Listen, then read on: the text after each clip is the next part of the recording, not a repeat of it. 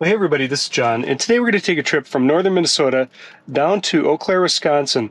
The total distance of this trip today is 248 miles, well within the stated EPA range of the Tesla Model Y. However, I've removed the charging stop to show you that the vehicle does tell me charging is needed to get to the destination. Again, it's 248 mile trip.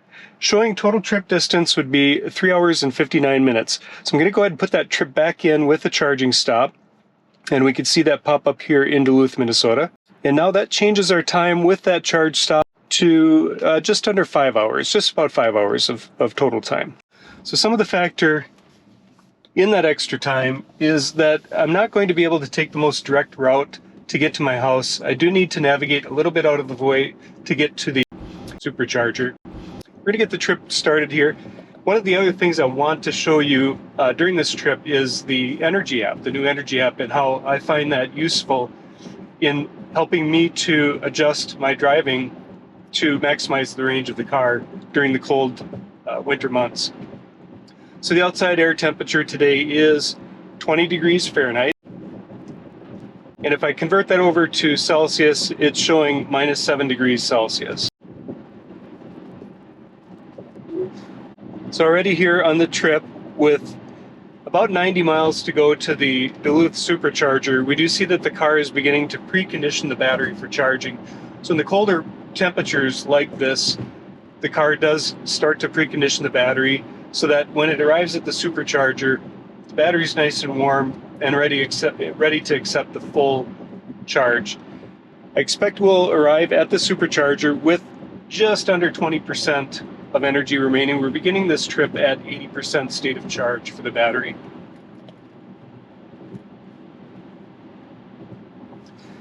So we're going to go ahead and reset the trip meter. You can see on the way up here for the trip meter, we used 94 kilowatt hours for the 250 mile drive, and our average energy efficiency was 378 watt hours per mile. So we're going to see if we can beat that on the drive home with slightly warmer temperatures and also keeping our speed reduced just a little bit. So just touching base a little bit on the new Energy app as we get the trip started here. One of the cool things that I like about this is it gives granular detail, additional feedback for the different factors that affect battery utilization during the drive. So obviously the biggest factor is going to be driving the vehicle. It does take a lot of energy to move a 4,500 pound mass down the road at 60 miles an hour. The next factor is climate, and then battery conditioning will actually be some of the utilization right now because we are conditioning the battery for supercharging. The next two factors are elevation and everything else. So elevation will be those dips and rises in the road. In this area of the country, we don't have a lot of elevation change. I think we're starting this trip about 1,500 feet above sea level. We'll end the trip at about 1,000 feet above sea level. So there would be about a 500-foot drop in total elevation over the trip with some minor changes throughout the trip. And we'll get into how those affect the drive as we get through the drive a little further. So looking at the graph right on the top of the screen, above, first of all, in the top of the graph, we see 4% consumed so far in this trip. And on the right side, I can actually look at trip or the rated range of the vehicle. So as we can see here, the rated range is a little more optimistic. The trip is going to be what we use to actually tell us how we're going to do during this drive and how our car will use energy as we continue on this trip. So again, looking at the screen, we've got 4.3% consumed. Looking at the graph now just below that, the green portions of the graph are the points of the drive where the car uses less energy than what it thinks it's going to use. And the orange portions are where it uses more energy than what it thinks it's going to use. So as you can see on the graph here, we are using more energy than what it initially projected for this trip at this point. Now, why is that so? If we look over here on the right-hand side of the screen, it does give us some tips. So it'll say things like the wind coming out of the south is affecting the drive, or the tire pressure being just slightly below recommended tire pressure will affect the drive. Also elevation changes and driving speed. So driving speed is probably the biggest factor. The higher you drive in any vehicle, the more air drag it creates against the vehicle and the more energy it needs to maintain that speed. So in this case, if I were to lower my speed, I could get just a little better than predicted energy utilization. Actually, looking at the last maybe mile or so, because we had just a slight decrease in elevation, we do see the green starting to come back here in the graph. So that's a very interesting tool, and if you use that to give feedback and help adjust your driving, it actually will help you extend the range or optimize the range of your vehicle during these cold weather drives.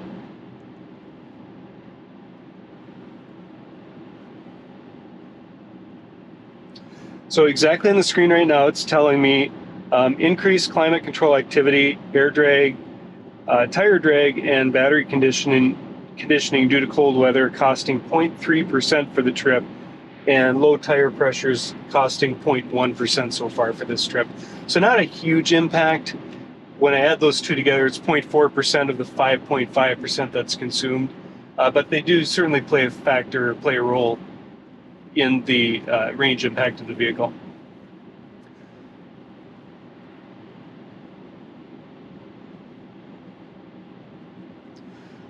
One of the other areas of the screen which we'll be paying attention to during this drive is over here on the consumption tab. So if I hit that, I can go back to a 5, a 15 mile, or a 30 mile range for the vehicle. So since I'm about 15 miles into this trip, I'll use that to start with. And this shows me on the left-hand side the average energy consumption. So right now I'm at 403 watt hours per mile. So how does that factor into the range of the vehicle, or how do I calculate range? Well, if I divide the 75,000 watt hours that this battery has for storage capacity by 403 watt hours per mile, I would get a total range for the vehicle. And I don't have my calculator out, so I can't give you that right here, but I'll put it on the screen to show you what that number would be. And we can compare that against the EPA rated range of the vehicle of 312 miles, although with a 2-year-old Model Y, 56,000 miles, there is going to be some battery degradation factored into that. And my lifetime average range for the vehicle, which is down here on the separate trip meter, of 320 watt hours per mile. So 403 watt hours per mile versus 320 watt hours per mile shows you what the impact of cold weather driving is on the vehicle. So we're going to check in on this app here in a little bit from time to time through the trip and see how we do. We can also look at a couple of other things. So here's instant range, which isn't really that useful. It just shows me that exactly at this moment, using the energy in the vehicle, what would my total range be and my energy utilization. So I like to keep it on the average range over here. We do show now 400 watt hours per mile. The EPA rated range for the vehicle, rated efficiency, I should say, for the vehicle is down here on this dash line down below. So you can see most of the trip we're operating above what the car is rated to do for energy efficiency. And if we look over here, there's a dash line for average, and that's now 398. On the right-hand side is the projected range at this average of 130 miles. So will I get to the Supercharger with 130, 131 miles of range that it's telling me right now? If I go back to my trip, I can see the Supercharger is down here at 80 miles away, so I would have 50 miles of surplus energy once I get to the Supercharger if there wasn't a charge location available, and that would give me some options to charge the vehicle to continue on this trip. But I've been to the Duluth Supercharger probably 30 or 40 times and have never had an issue there. Maybe once I've had to wait a little bit to get into charge on a holiday weekend. Certainly not expecting that to be the case here. And I can see that we do have 4 available charge stalls at this location, and it is a total of 4 charge stalls to begin with. So it's currently not in use. We also see here the peak times for using, like the busy times for the charge station, are right over here on this graph. And we're coming in at a busy time of day, but again, we're not expecting a lot of traffic because this isn't a high pressure supercharger station. The charge station is a level 2, which is will give this vehicle about 150 kilowatts of charge rate at the beginning of the charge. I typically see between 135 and 150 kilowatts. Level 3 chargers are a little faster. They can deliver 250 kilowatts in this vehicle, is what I've observed in those type of chargers. But this will be plenty for us to continue on the trip, so I'm not expecting any issues. We're just going to sit back and enjoy the scenery for a few minutes. I'll do a time lapse here as we get into our next checkpoint.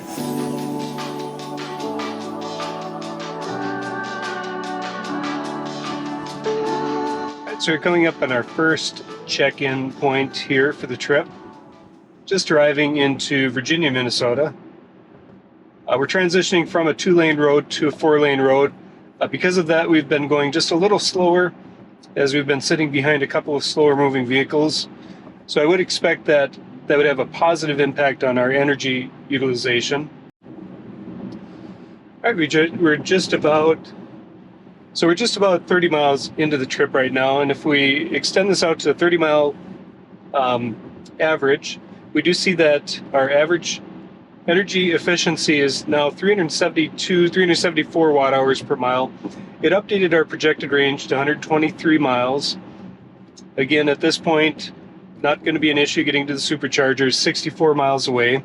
The battery is still preconditioning, and the outside air temperature is raised about 2 degrees Fahrenheit. I've kept the climate settings the same in the car. Looking at our drive, we're showing that most of this section of the trip, because we've been behind some slower moving cars, is showing better than projected for energy utilization. Driving is better, climate is better, battery conditioning is using more than projected, elevation no difference, and everything else, which is onboard charging, computers, etc., no issues at all. So I'm just going to let the cameras run for a little bit. We'll do a time lapse going into Duluth, Minnesota, and then we'll do our next check in there.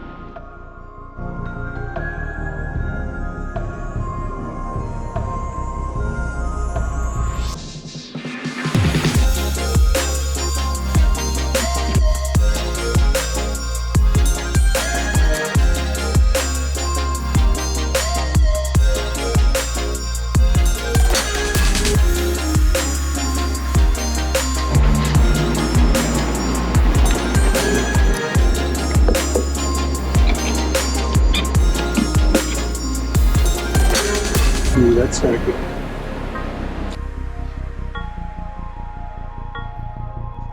So looking here on the screen, most of this has been better than projected. We did consume just over 50% of the battery to get here, but that is 1.7% less than what we projected for this trip. Driving is 3.7% better than predicted. Climate minus 1.6% or 1.6% better. Battery conditioning, because it has been on the whole time, did use 13% of our overall charge coming to Duluth, and that's about 3% more than predicted. Elevation and everything else are pretty much a wash. In terms of our consumption and average efficiency, the energy efficiency of the vehicle is 341 watt hours per mile. And so we did arrive to the supercharger with about 50 miles left of range in the vehicle. And we started our drive at 80% state of charge. So it is showing 50 minutes remaining to continue the trip. We're just going to hang out here for a little while, grab a quick bite to eat, come back, and we should be ready to go.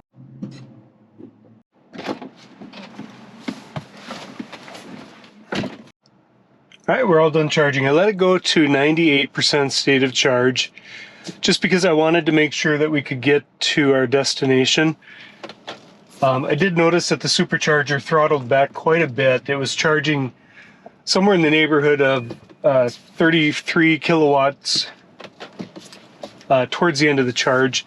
It said we had 10 minutes remaining to go for the charge, but I think Tesla tries to, the Tesla programming tries to arrive at the destination with a 10% state of charge in reserve, and we just weren't going to get there. So I think we are going to have about 7 to 8% state of charge at our destination. That's just fine. When I arrived to the Duluth Supercharger on my drive up, I actually pulled in with 0% state of charge on the battery. It just clicked over to 0. And I did have a couple of charging options along the way that I could have stopped and gotten a couple of miles, but they were slower chargers. And I thought, you know, with the range prediction on the computer with the new Energy app, I had a pretty good idea that I would make it to the destination without any issues. And so it actually wasn't too much of a concern.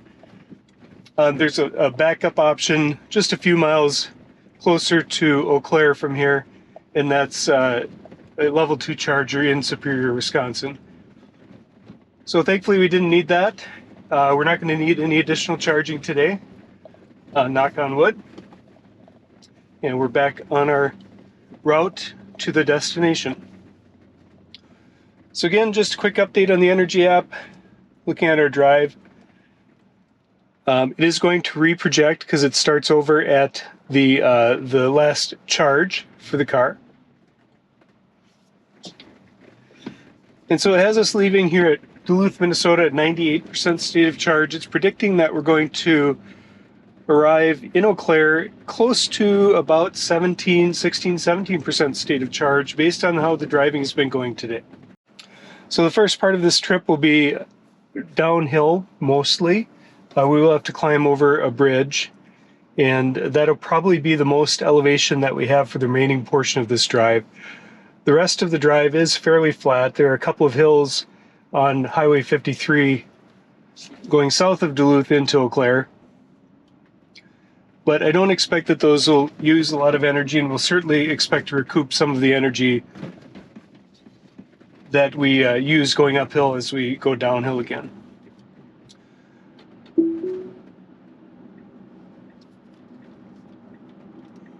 All right, so get the drive started. I do like to have full self-driving or autopilot engaged during the drive. It takes so much workload off on these longer road trips.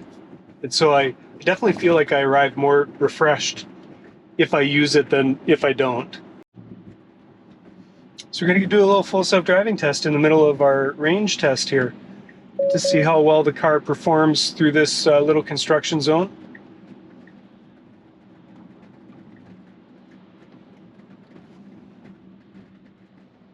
And other than being incredibly confused, it's got the turn signal on and slowing down. It's getting through here okay. I wouldn't give it an A or B, maybe a B minus going through there. It is definitely keeping us safe, so that's a good thing. But I am seeing traffic starting to back up behind us as we slow down. I do have the set speed at 34. Bring it back to 30 right here.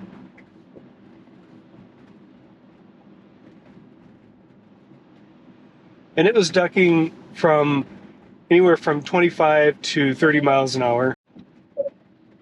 Does seem to need a lot of attention here as we go through the construction zone.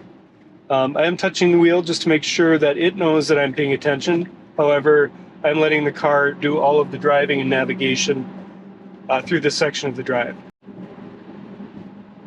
Very good. So we're going to go over the bridge here. That'll take us from Minnesota into Wisconsin. This is the state border. And we'll continue on the next leg of our drive. Just a little bit of a short run through Superior, 45 mile an hour speed zone, 45 to 35.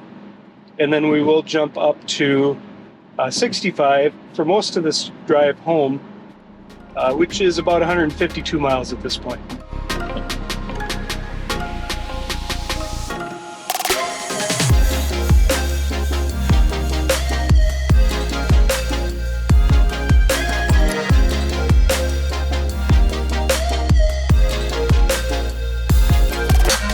We're just south of Superior, Wisconsin. We left the charge location in the Duluth Superior area. We've got 137 miles to go. Our range projection has jumped up to 34% from the 17% that we saw previously. And that had a lot to do with the fact that we were going a lot less fast than what we normally travel at highway speed. So you see it reflected right here in this portion where efficiency, which has been hovering up here in the 310 to 340 watt hours per mile range, is now down to 294 watt hours per mile over the last 30 miles. And we'd see that if even more pronounced when we drop it to 15 miles for history. So this is all driving between 35, 45 miles per hour, and this is up at highway speed. Showing a projected range here of 202 miles. And actually, if I go back to the last 5 miles, which is more reflective of the speed that we're going to be maintaining for the rest of the trip, our projected range is 155 miles. Our energy efficiency right now is up to 405 watt hours per mile. And it looks like we've consumed, since we left the Supercharger, almost 10% of our battery. Driving and climate are both better than projected. The only range tip over here is low tire pressure.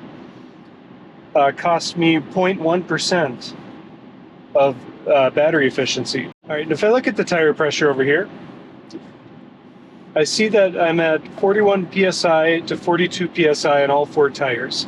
So really not that far off from what the max inflation is. Max recommended inflation is 44 psi. But that certainly is a factor. Also, if you notice here, I could swipe back and forth. So this is the music player.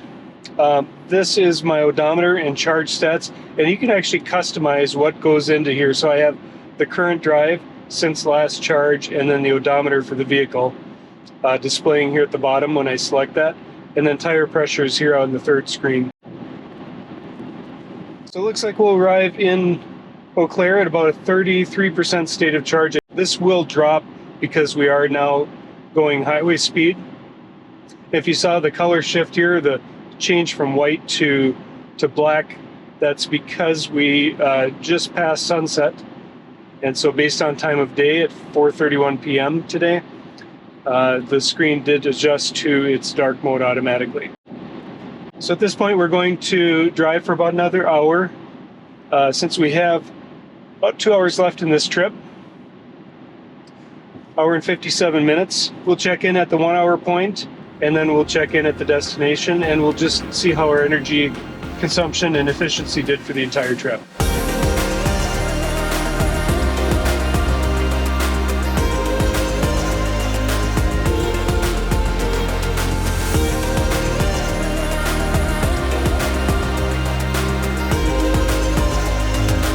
All right, so as promised, here we are checking in at 1 hour, about 52 minutes remaining in the trip. So we do have 59 miles to our destination. Just gonna pull up the energy app here and show you that overall in the graph, although 33%'s been consumed, it is showing that the use has been worse than what it initially projected. Now the reason for that is because when we started out at the Supercharger and drove those first few miles from the Supercharger, we actually were driving between 30 and 45 miles an hour. So the initial projections for the vehicle were overestimated significantly. So I did report earlier that we were showing 32% state of charge on destination. We're currently at 20% state of charge at destination, so that's a little more realistic, but because of that adjustment, it is showing that the overall usage is worse than what it initially projected. Now, of the 33% consumed, 31% has been related to driving, 1.2% for climate, nothing for battery conditioning, nothing for elevation, and 0.9% for everything else, and that would be the car's computer systems and cameras. If we jump over to the consumption tab, we could see that over the last 30 miles, the average range has been 323 watt hours per mile is the average efficiency, and the projected range is 104 miles. 323 watt hours per mile is actually pretty close to the vehicle's overall efficiency since I purchased the car. And I could see that here in a trip gauge that I set going back to this start. Give me a second, just going to dismiss that lane change. So if I look here, it's showing 105 miles of range remaining for the trip. And again, we have 59 miles of distance to go to our destination. So plenty of battery energy to make the trip. Absolutely no concerns with range for this one. Going back to the climate, 1.3%, it is showing better than projected, and that's good because I actually had to increase the temperature in here. I set it to 70 degrees and increased the fan speed from 4 to 7 because the outside air temp has dropped from 22, 23 degrees Fahrenheit now to 16 degrees Fahrenheit. If I looked here on the screen, I could see that overall my climate usage based on the settings of the car, we're not having that strong of an impact to the overall range. So only 1.3% due to climate, 32% from driving. So if I wanted to conserve range, it would make much more sense to slow down my speed below the speed limit to extend range versus sacrifice on comfort while I'm driving. The speed limit here is 70 miles an hour, so we are now at 70. And everything is looking pretty good so far in this trip. So one of the things I wanted to talk about before we wrap up the video is how much more impressed I am with the auto high beam feature in the recent update from Tesla. Last year I talked about in one of my videos how the high beams flickered on and off at inappropriate times. So it would, for instance, turn on when it was dark out, just like this, and then if there's a road sign that came up that sort of could look like headlights of a car, it would dim down, or it would be dim like this, and then a car would come into view and it would raise the high beams up because it didn't recognize the other car's headlights. The high beams on this are so much more like I would use driving, and so I do use it quite a bit. You can, if you want to disable the high beams during full self-driving, you can push the turn signal stalk forward like this and just override it manually. But now I'm leaving them on all the time because it really does work well, and it's a feature that I find very useful. So one of the things that I've mentioned in other videos also is how Tesla is the first car that I've owned that gets better over time, and the auto high beam feature is a perfect example of that. It really has been much more useful in detecting oncoming traffic, just like that car right there. Dims down the high beams, doesn't flick on inappropriately, stays on low beam, and then once the traffic oncoming is passed and it's no longer a nuisance, we'll turn the high beams right back on. All right, we're arriving to our destination here in about 2 miles, so I thought I would just pull the Energy app up and give you a final update for this trip. The total trip time was about 5.5 hours. I did stop for 20 minutes at a gas station and did supercharge for about 40 to 45 minutes, just to make sure that I was close enough on energy to be able to make the destination. I think I did overstay the supercharger just a little bit. Didn't have to stay as long as I did because we're arriving at our destination here with 18% state of charge remaining on the battery. So as I pull up the Energy app, we see that we've consumed 64.4% since our supercharge. Again, we're arriving at 18% state of charge. Most of the graph here is orange. In fact, all of it's orange except for the very, very beginning, just a small sliver of green. And the orange is, again, the car performing less efficiently than what it initially projected. We see that of the 64.4%, 60% of that was expended due to driving, 3.7% due to climate, and climate is actually 2.3% better than it projected. The driving was 12.8% worse than projected. Elevation 0.9%, and everything else is about 1%. Our average efficiency for this part of the trip is 334 watt hours per mile, and that's the last 30 miles of the trip. Projected range at this point would be about 37 miles until we would run out of charge on the car. So definitely enough extra range to get us to the destination. And then if I jump over here to the trip meter, total distance covered today on the trip is 248 miles. We used 85 kilowatt hours on the 75 kilowatt hour battery, so it did require a charge. Full battery plus an extra 10 kilowatt hours to make the trip. Our average efficiency or energy efficiency is 345 watt hours per mile. So that actually wasn't too bad for winter driving. The outside air temperature has been consistently between 16 and 22 degrees Fahrenheit, and the climate in the cabin has been right around 70 degrees Fahrenheit.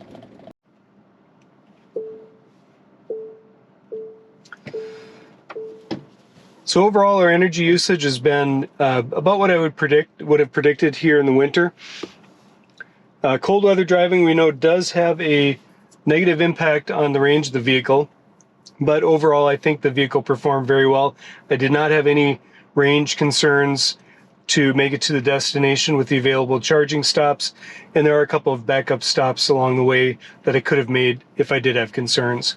So that's going to do it for this week. I just want to thank you guys for watching. If you have any questions or comments, please leave them below and I will do my best to get back to them. Please hit the like button on your way out, and if you haven't subscribed, subscribe would be appreciated.